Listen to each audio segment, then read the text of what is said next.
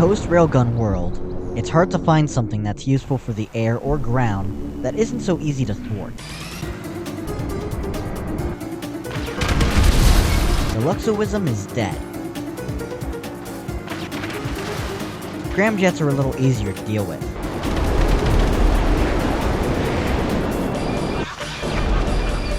Helis and jets are far from as useful.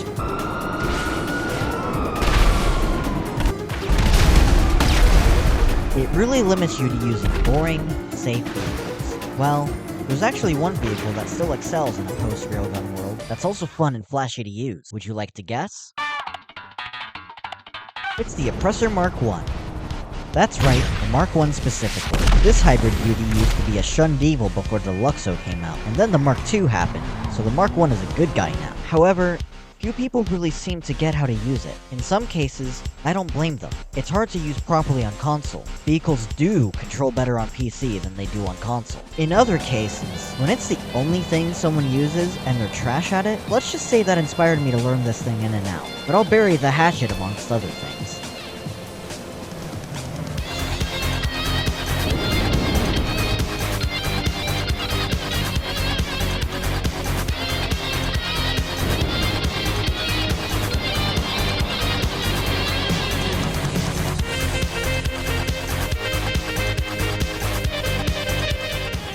New look, new me. I think this fits me way more than the last haircut, but I guess that's besides the point. Anyway, the speed and agility the Mark 1 has is pretty damn useful for surviving free mode. Actually, it reminds me of the gameplay of a more recent favorite.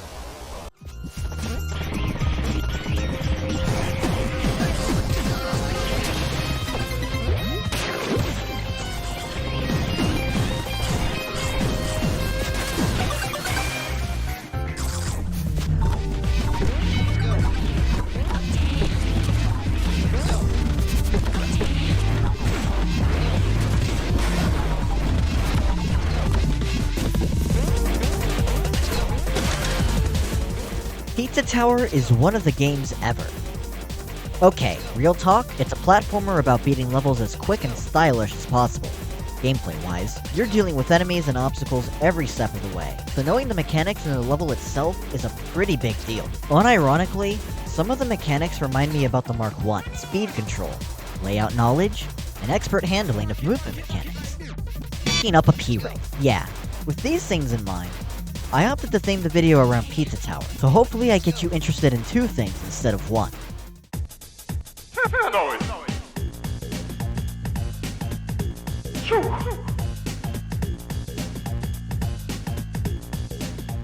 Alright, let's jump in with the important part here. In order to own an Oppressor Mark 1, you will have to buy it off Warsaw Cache. If you haven't done the MOC missions, the price will be $2.75 million. If you have done the MOC missions, you will knock that down to $2,067,669.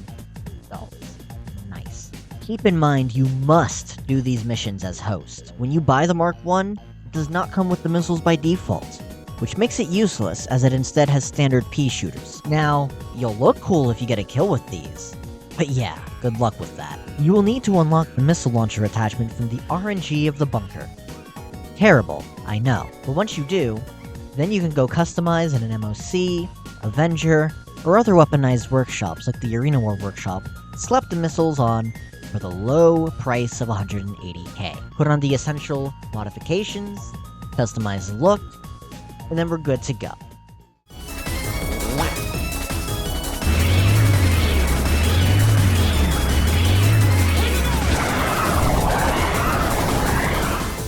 Let's stop a moment before we delve deeper. There's one huge flaw here. The Mark 1 is a motorcycle. You will crash off this thing often.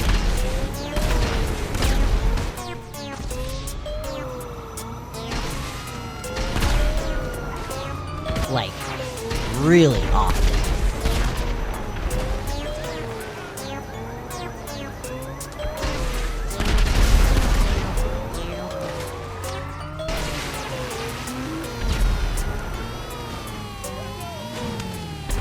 Okay, this is getting ridiculous. You'll end up caught by Pizza Face if we keep crashing like this.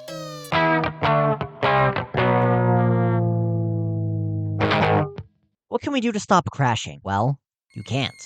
You will crash, eventually. But we can mitigate that by learning how to move. Let's start really simple. And remember, I'm talking about Xbox controller prompts here, and the default ones too. Make sure to follow along with your respective button binds and controller method. Obviously, your brakes and acceleration are going to be on LT and RT. You'll find the handbrake on RB. Hey, don't touch LB yet.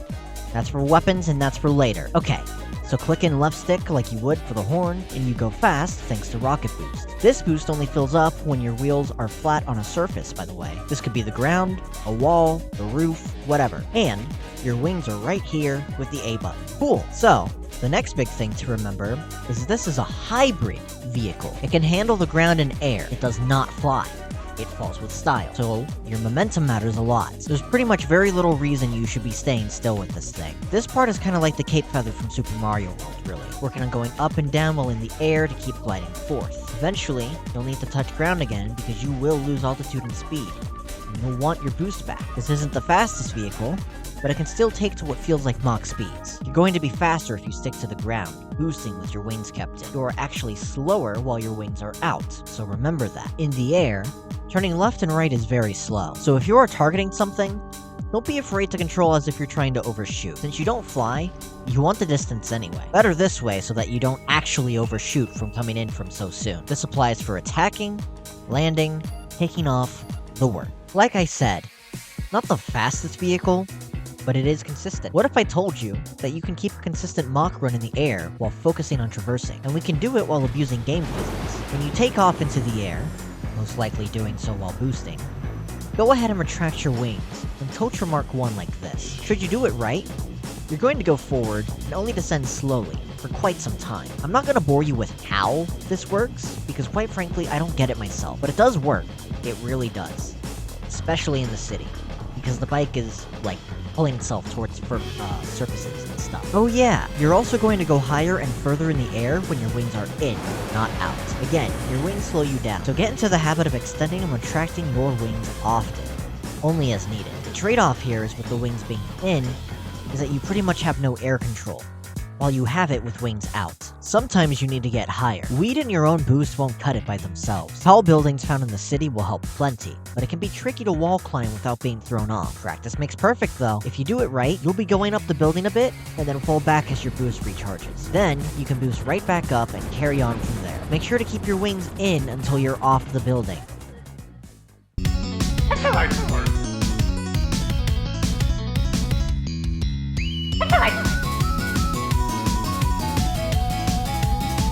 Cool.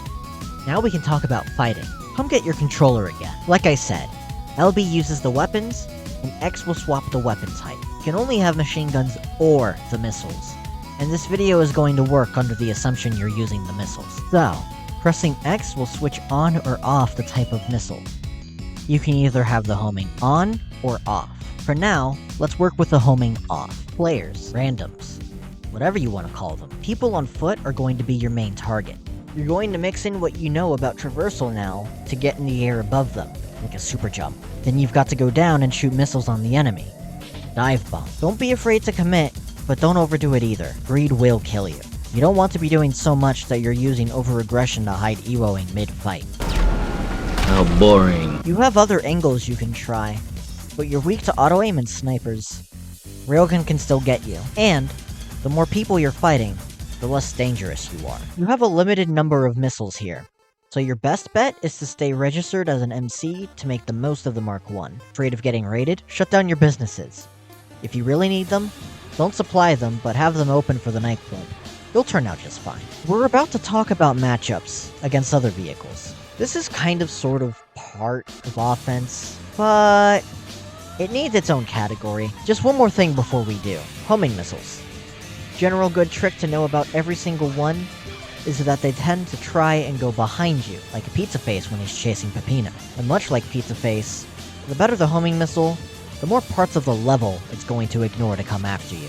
Also, lock-on missiles, except for maybe the homing launcher itself, they can't lock on vertically, something I've noticed for most weaponized vehicles. And this is to say, they can't lock on from above or below, only in this sort of big cone in front of them. Just keep looking straight where you are. Don't turn with me. Don't turn with me. Okay. Here, I'll stay out of your shot.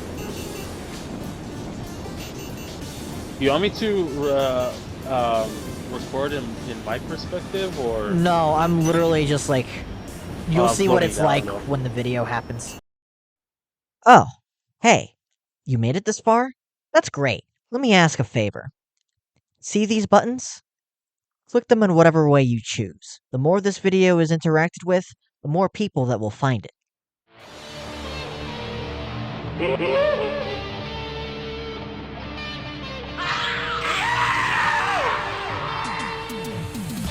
Cool.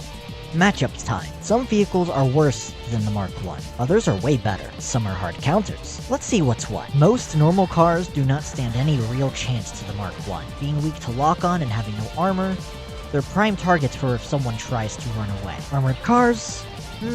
Less so.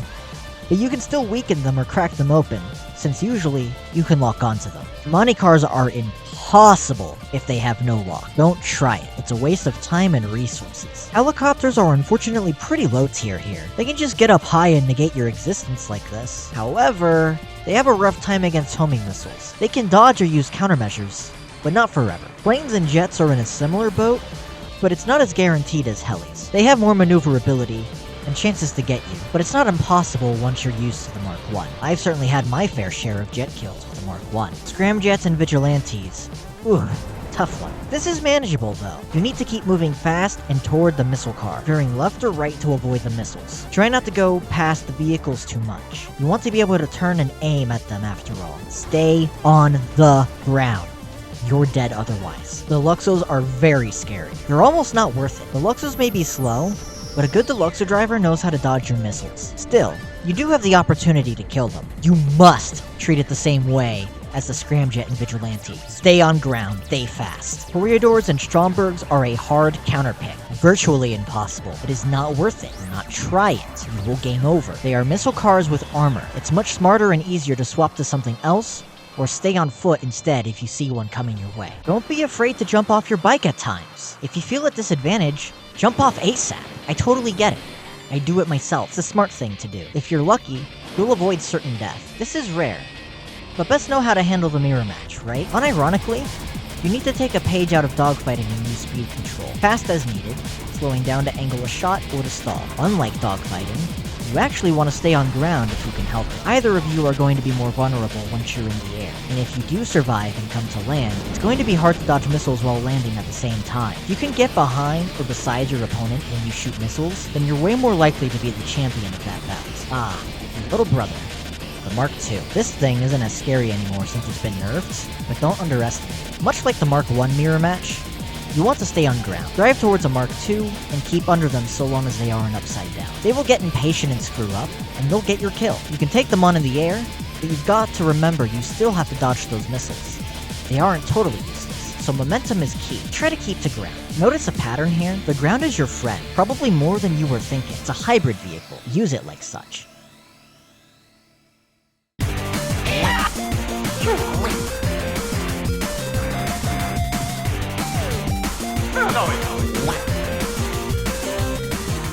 I've yapped a while, haven't I? How much of this is really true? Why don't we put on some gameplay so I can put my anti-bet where my mouth is?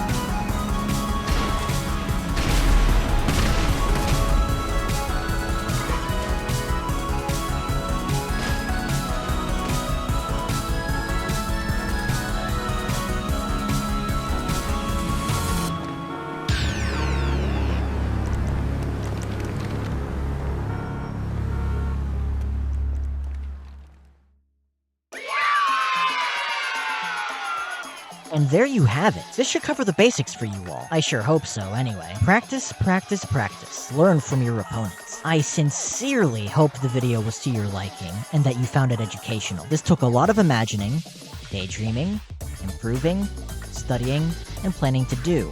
But I'm glad I did it. It also didn't help that Sea of Thieves became my new obsession, and I kept running from how daunting the project seemed. If you really enjoyed this, how about adding to that favor I asked earlier? Subscribe, share my channel around, and this video too. A guide should be well known, no? I make GTA Online PvP stuff, but I'm a variety gaming channel. Just focus on PvP usually. There's bound to be something else you like too. See ya.